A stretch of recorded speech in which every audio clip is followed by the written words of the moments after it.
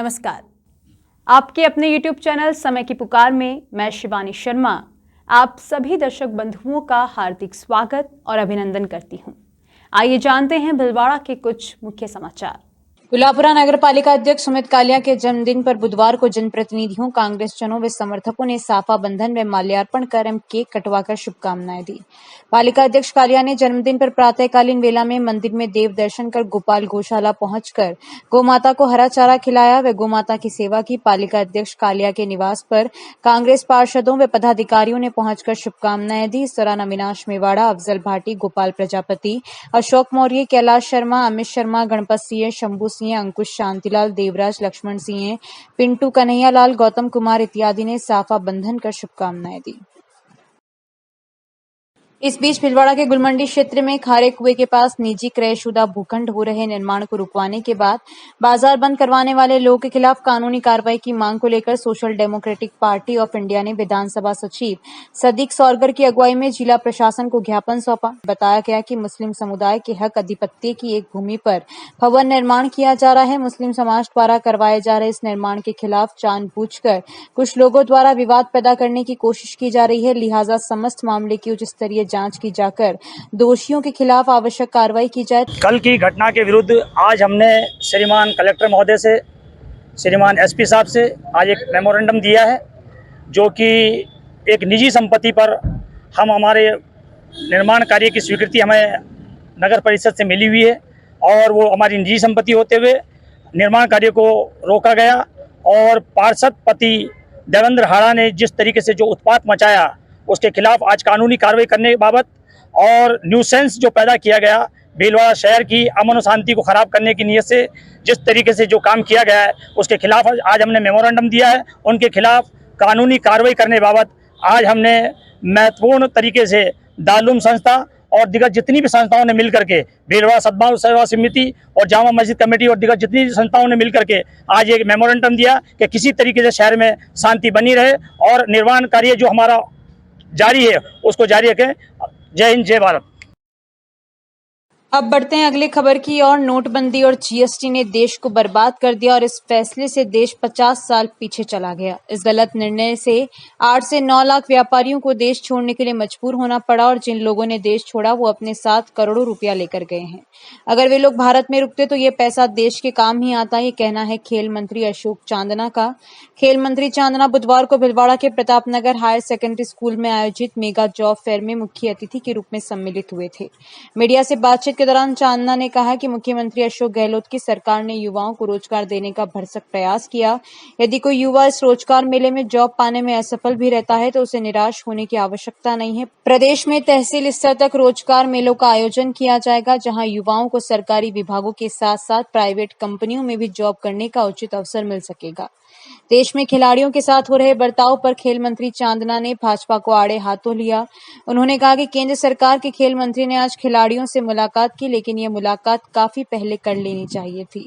उन्होंने मुलाकात करने में काफी देर लगा दी। अंतर्राष्ट्रीय गोल्ड मेडल जीते हुए, वर्ल्ड चैंपियनशिप में मेडल जीते हुए सर्टिफाइड खिलाड़ी जो इस देश का गौरव है, जिनको आपने बड़ी बड़ी नौकरियां दी है, बड़े बड़े अवार्ड दिए हैं, बड़े बड़े मेडल मिले हैं, अगर उन्हें सड़क पर 1-1.5 महीने बैठना पड़ जाए, अगर उनके मन में अपने मेडल गंगा में बहा देने जैसी भावना आ जाए तो यह बेहद दुर्भाग्यपूर्ण है। उनके साथ में जो बदतमीजी हुई है उसे पूरे देश ने देखा है। इससे प्रधानमंत्री व भाजपा का चाल और चरित्र उजागर हो गया है। साथ ही यह भी पता चल गया है कि भाजपा खेल और खिलाड़ियों के प्रति कितनी दुर्भावना रखती है।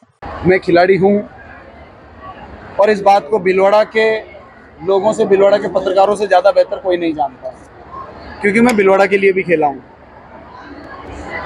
कहीं ना कहीं मुख्यमंत्री जी ने मुझे जिम्मेदारी दी तो मुझे ये कहा कि भाई खिलाड़ियों के लिए और खेलों के लिए ऐसा काम करो कि हमारी सरकार का एक मैसेज आए कि हम खेलों को और खिलाड़ियों को आगे बढ़ाना चाहते हैं। हमने 2 जॉब्स में अमेंडमेंट किए।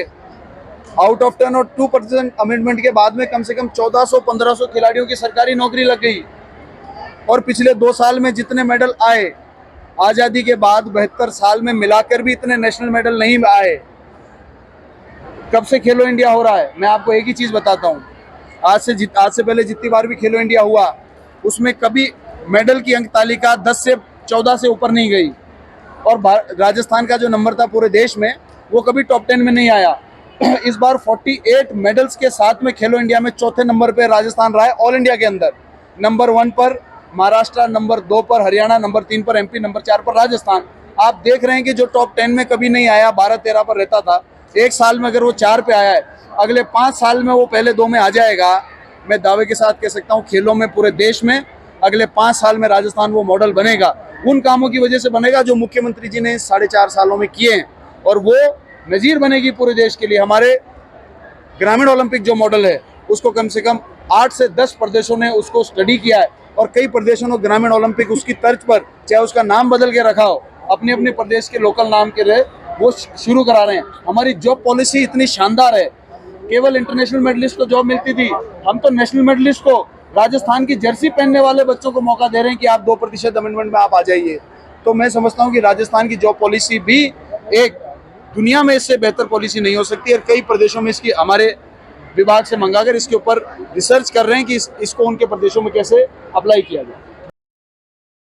इधर गुलाबपुरा उपखंड के ग्राम पंचायत में 2 दिवसीय प्रशासन गांव के संग महंगाई राहत शिविर बुधवार को संपन्न हुआ। जानकारी के अनुसार पंचायत सरीरी के 2359 परिवारों में से 2 परिवारों मंत्री गारंटी कार्ड रजिस्ट्रेशन करवाकर प्राप्त किए।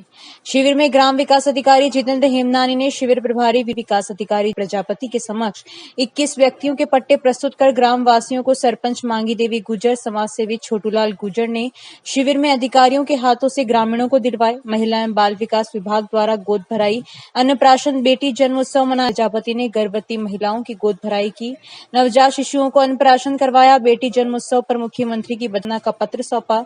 इस दौरान विकास अधिकारी ने महिलाओं के तिलक लगाया, माला पहनाई व पौष्टिक आहार, फल फ्रूट देकर महिलाओं का सम्मान भी किया।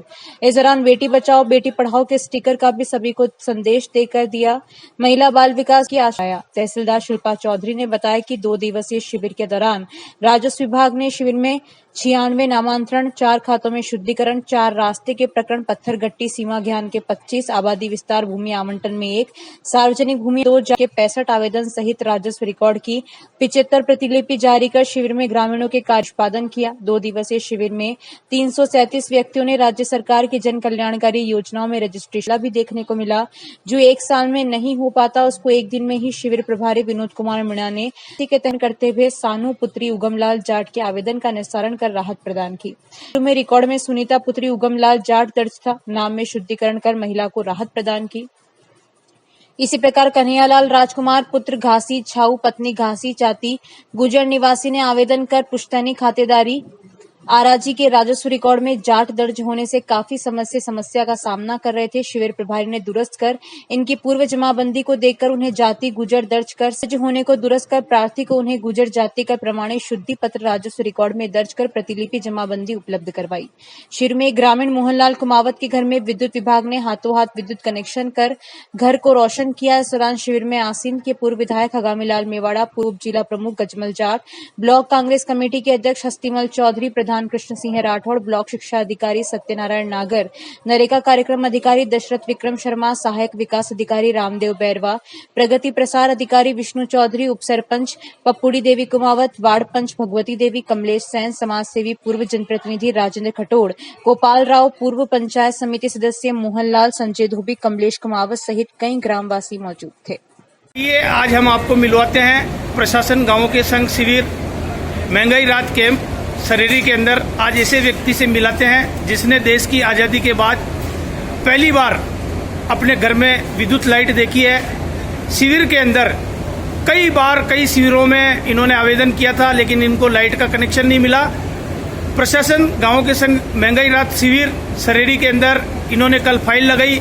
यहाँ पे जनप्रतिनिधियों ने भी पूरी रुचि दिखाई और इनको विद्युत लाइट दिलाने के लिए पूरा हाथों हाथ इनका जो विभाग की कार्रवाई थी वो करके और इनको विद्युत कनेक्शन दिलाया। आपका नाम क्या है? मोहन जी, बताइए आपको लाइट कितनी देर में मिली? कल आपको हाथों हाथ लाइट मिल गई। अब ये बताओ मेरे को, आप इतने दिन बिना लाइट के रहे आप? ये इनका कहना था, इतने लंबे टाइम तक ये बिना लाइट से रहे, इनको कल लाइट मिली है। अब आप ये बताओ कि ये शिविर जो आज हुआ है और कल हाथों हाथ लाइट मिली, आप इससे खुश हो क्या? इसमें आपको लाइट कनेक्शन दिलाने में किस किस लोगों ने आपका सहयोग किया कल?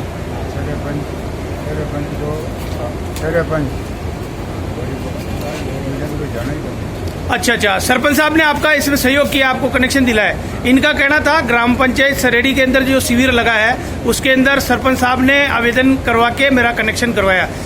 बहुत बहुत धन्यवाद। समय की पुकार के लिए रामेश्वर प्रसाद सोनी, कैंप सरेरी। उधर कौशल नियोजन एवं उद्यमिता विभाग की ओर से बेरोजगार युवक युवतियों को रोजगार के अवसर उपलब्ध कराने के लिए भीलवाड़ा के पुर रोड स्थित राजकीय उच्च माध्यमिक विद्यालय प्रतापनगर में मेगा जॉब फेयर आयोजित किया गया। यहां निजी क्षेत्र की 35 से अधिक नामी कंपनियां 8000 से अधिक नौकरियों के अवसर उपलब्ध कराएगी। विभाग की आयुक्त रेणु जयपाल ने कहा कि रोजगार की तलाश में पहुंचने वाले युवाओं को किसी प्रकार की समस्या नहीं हो, इसके प्रयास किए गए। उन्होंने बताया कि सुबह 9 बजे सायं 4 बजे तक एक दिवसीय फेयर बेरोजगार शिक्षित युवाओं के लिए रोजगार प्राप्ति का सुनहरा अवसर साबित हुआ। उन्होंने बताया कि फेयर में विभिन्न सेक्टर की कंपनियां 8वीं पास से लेकर ITI, स्नातक, MBA, बीटेक इत्यादि योग्यताधारी युवाओं का रोजगार के लिए चयन करेगी। उन्होंने बताया कि ऑनलाइन पंजीकृत युवाओं को मौके पर कोई दस्तावेज लेकर आने की आवश्यकता नहीं है। फेयर में कंपनियों की ओर से अलग अलग काउंटर लगाए गए जहां बेरोजगारों का प्लेसमेंट किया गया। इस दौरान युवाओं को करियर गाइडेंस और उनके फायदे के लिए चल रही सरकारी योजनाओं की भी जानकारी दी गई। कार्यक्रम को मुख्य अतिथि के तौर पर संबोधित करते हुए राज्य मंत्री अशोक चांदना ने कहा कि सरकार ने युवाओं को रोजगार देने का सुनहरा अवसर प्रदान किया है। सरकार प्रयास कर सकती है, अवसर बना सकती है, लेकिन कार्य को पूर्ण निष्ठा से आपको करना है। रोजगार के संपूर्ण साधन उपलब्ध कराने का काम सरकार कर रही है। जिन युवाओं को भिलवाड़ा फेयर में जॉब नहीं मिलती वो निराश ना हो। मुख्यमंत्री अशोक गहलोत ने 100 जॉब फेयर के आयोजन की घोषणा की है। जिन्हें यहाँ मौका नहीं मिलता वो किसी भी शहर में दोबारा आवेदन कर सकते हैं। उन्होंने मंच से युवाओं को सोशल मीडिया के दुष्परिणामों से अवगत करवाते हुए कहा कि मेहनत का कोई शॉर्टकट नहीं होता, सपने मेहनत से पूरे होते हैं। ऑनलाइन गेम या ड्रीम 11 पर टीम बनाने से नहीं। आज के युवा मान सम्मान से जीना चाहते हैं तो परिश्रम, शालीनता और समय की पाबंदी का मान सम्मान करें, तभी सफलता मिलेगी। आज हमारे भिलवाड़ा में जो जॉब फेयर अरेंज किया गया है, हम बहुत लकी कि यहाँ पे जो जॉब फेयर अरेंज किया गया है, यहाँ पे अलग अलग कंपनीज आई है जिससे हमें नई अपॉर्चुनिटी मिली है। अलग अलग कंपनी में हम अपना रजिस्ट्रेशन करवा रहे हैं जिससे हमें जॉब मिलेगी। हम ये आशा करते हैं कि हमें अच्छे पैकेज के साथ यहाँ जॉब मिले। ये हमारी खुशनसीबी है कि आज हम यहाँ पर रहते हैं और हमें ये जॉब। खुशी शर्मा फ्रॉम भिलवाड़ा। तो इस बुलेटिन में बस इतना ही। यदि यह आपको पसंद आया हो तो इसे लाइक और शेयर अवश्य करें और आपके अपने YouTube चैनल समय की पुकार को सब्सक्राइब करना ना भूलें। धन्यवाद। जय हिंद, जय भारत।